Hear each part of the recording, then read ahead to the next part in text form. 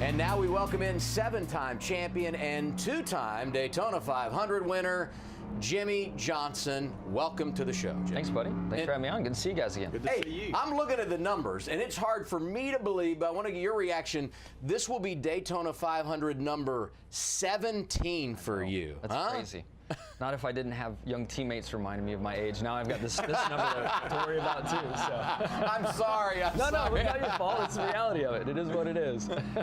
You know, Jimmy, we know the Clash has not been kind to you over the last few years, and they came to me with about 10 laps to go, and I said, you know what? The 48 car is the guy. He really wants to turn things around.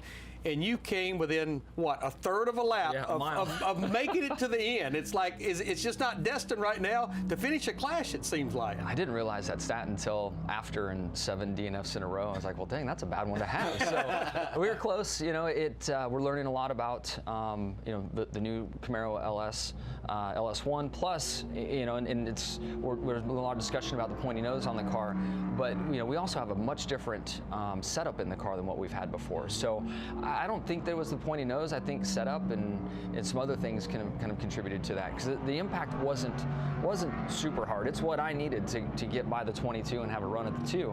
Unfortunately, I just couldn't keep it straight. White flags waving, you're saying, I'm going to make it. I'm going to make it this year. I saw him coming, and I thought, great, buddy. You know, give me the big shove. It just didn't work out. Yeah. But what is your confidence level in the new Camaro and how those bumpers match up? Because ultimately, that's what you have to have if you're going to be successful here on Sunday.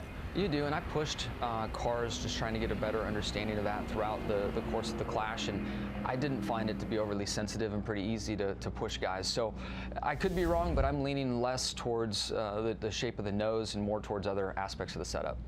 Jimmy, I know during the off season you did spend a little time with your family doing some snow skiing. In fact, your daughter Genevieve, 7 years old, participated in some events. But the word I got, you took an old teammate and an old friend and you taught him how to ski. How did that go?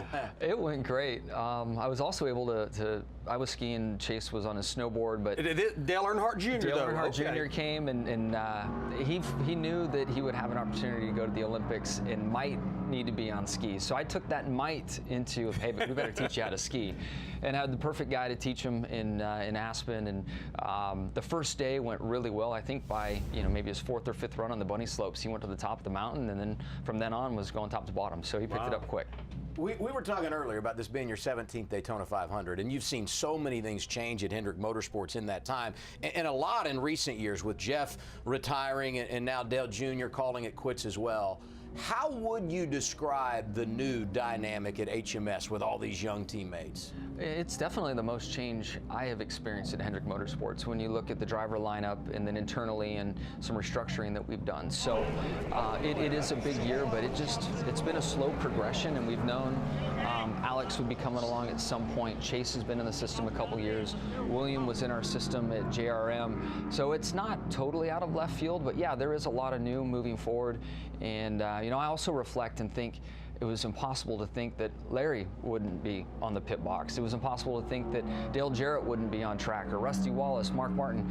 It does happen. So I've lived through a lot of that. Yes, in the last couple of years, there's been quite a few big names come down, but I guess over the years I've learned how to kind of grow with the change, and I was a young guy coming in that nobody wanted to see at one point, so I'm trying to have open arms here.